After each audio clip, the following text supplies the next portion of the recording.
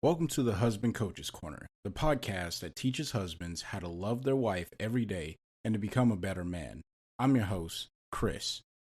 Today we're talking about communication. It's important, and I'm going to be sharing 5 tips that will help you communicate better with your wife. If you're new here, then consider following. Otherwise, you just hang out and enjoy the show. See, communication is a skill that you can learn, but it takes time to develop.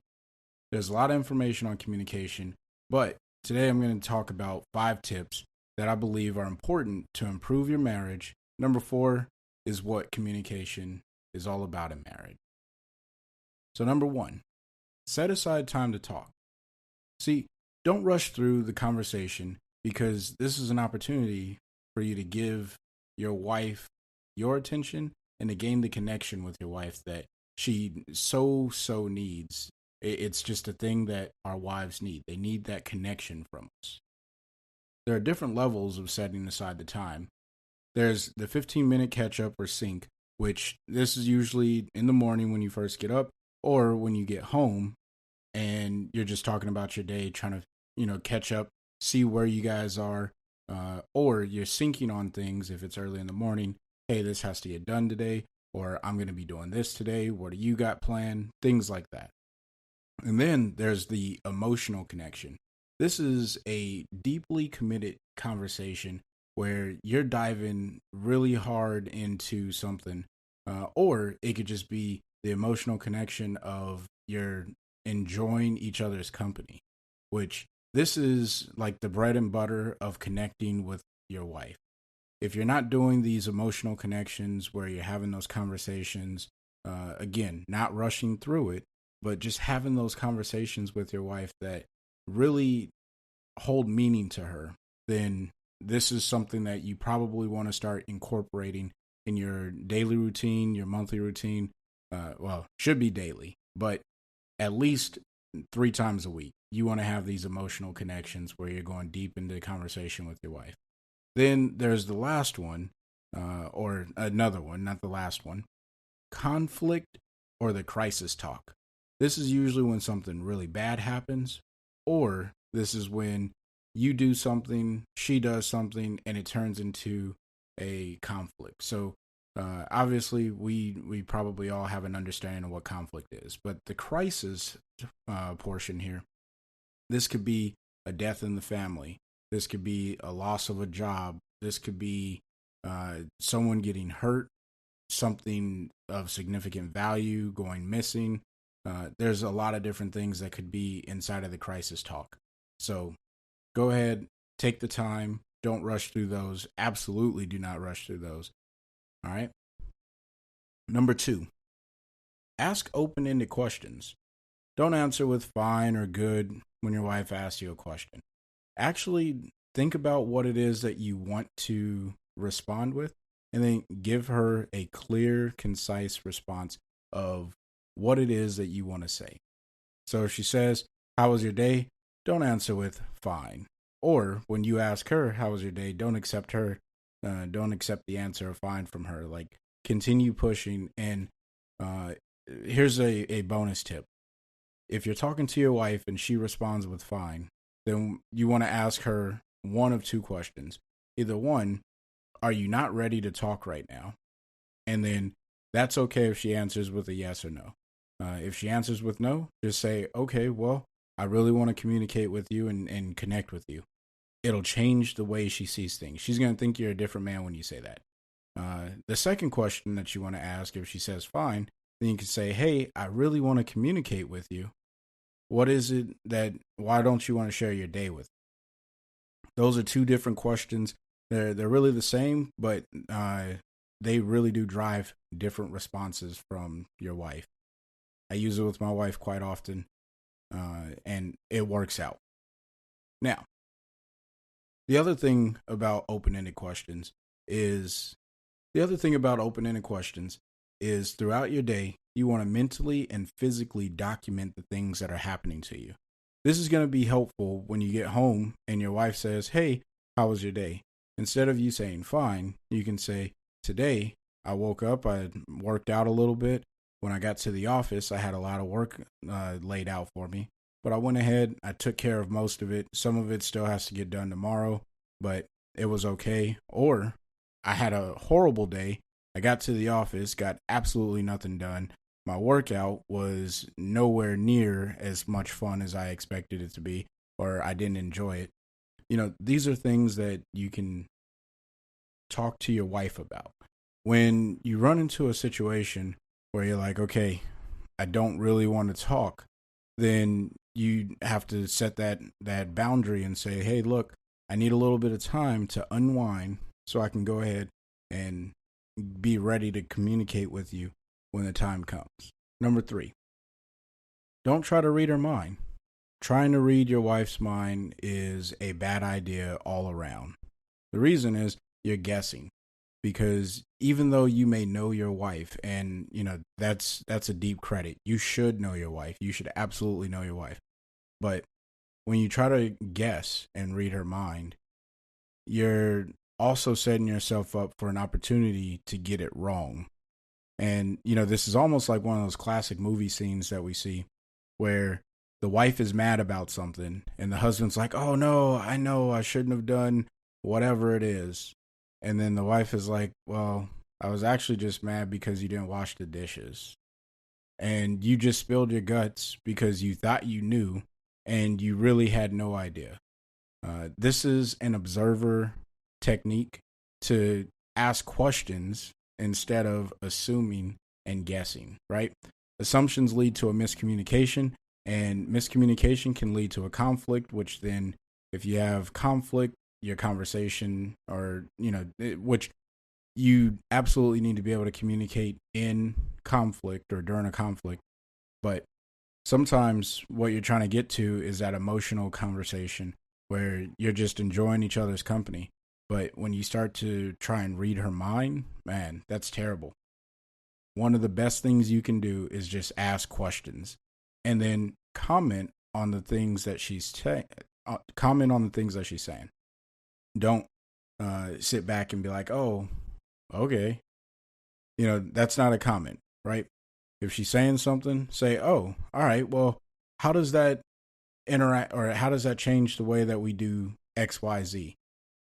Because that shows a level of engagement, which then takes your connection deeper. Your wife is going to love you that much more for it. She's going to be like, whoa, how did you learn to talk to me? There's no secret to this. This is very straightforward and simple. All right. Number 4, share the floor with your wife. It is really, really, really important that you share the speaking space with your wife. When you're in a conversation, sometimes it can become all about you or all about her. Now, if it's all about her, take this as an opportunity to learn what it is that gets on her nerves or makes her happy, makes her cry, whatever it is. This is an opportunity. If she's willing to open up and just spill her guts, essentially, then just listen and say, okay, And this is another one of those times where you want to mentally or physically take a note. You may not want to do it right in front of her, just because, it's sometimes a little weird when you take a note about your wife and you have to explain to her, like, well, I'm taking a note about you because I just learned something. Now, if you don't want to have that conversation, because those conversations can be a little challenging, they can be a little strange, but it's still a conversation that you can absolutely have. All right. The next thing you want to do is return the question to your wife. All right. So when your wife asks you a question, you respond, you give your, be as brief as you can, right? We want to be articulate, and sometimes you just want to vent. You can absolutely expose your heart to your wife.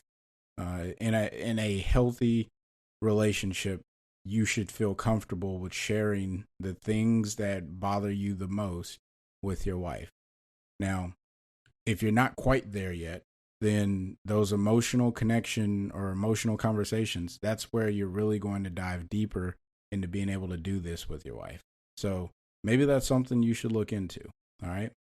Work at it, build it, Eventually, you guys will be able to have those conversations, but you want to be able to return the question to your wife. This is how you share the floor. So your wife asks you a question. How was your day? You say, my day was great. I did X, Y, Z. I went here. I got this done. What about you? How was your day? And then you just sit there and listen. And then you go from what she says. So if she says, oh, well, today I went to the movies, or I drove down the street and realized that all the stores were closed. And then you can comment on that, like, oh, I wonder why the stores are closed. Because either one, your wife is going to know, or two, she's not going to know. But however the conversation goes, you want to return the question, and then you just want to keep going back and forth. All right? Because usually the question your wife is asking you is the one she wants to tell you about. All right? So she says, how was your day? Or whatever she's asking you, so she can prime the floor to open up about what she wants to tell you. So that's 1 through 4. Again, number 4 is extremely important in the marriage, because if you don't learn how to share the floor, it becomes a monologue. And when you have a monologue inside of a relationship between two people, it becomes very tense to have a conversation, because you'll hear common things like, you never listen to me. You don't understand what I'm trying to say. In fact, my wife and I had a miscommunication earlier today when I was trying to help her edit a video for her YouTube channel. What I thought she was trying to ask me was, how do I edit a video a certain way? But what she was really asking me is, in the process of editing the video, when do I watch the full video?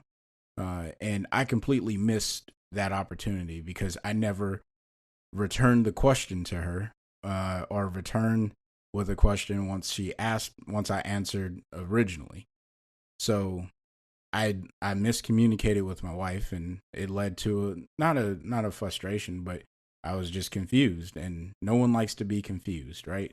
You feel like it's the other person's fault that you're confused, and I absolutely felt that way, but it wasn't her fault. It was my fault, because I didn't fully understand what she was asking me. Once I did, I was able to answer the question, and we were able to move through it. So this, I will never come on this podcast and tell you that I have this all figured out. I don't.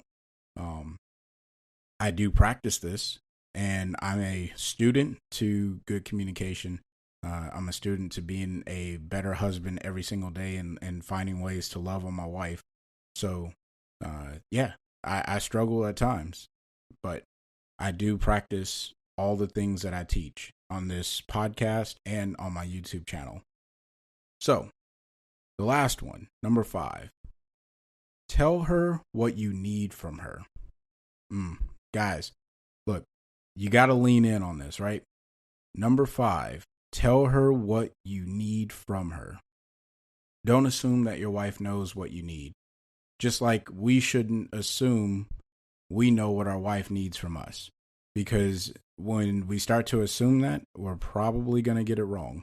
It's important that you ask her what she needs from you, and then you tell your wife what you need from her, unsolicited, right?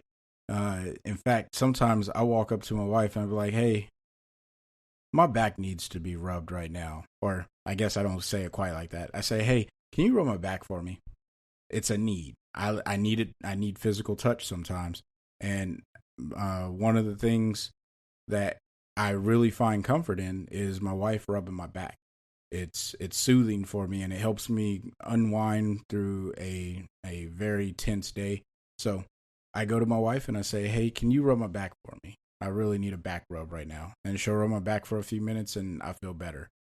But if I don't tell her what I need, and I just expect her to know that I need my back rub, probably not going to work out too well for me. So don't be afraid to tell your wife what you need from her. And sometimes a need is, I'm not ready to talk when I come home and I need you to give me some space.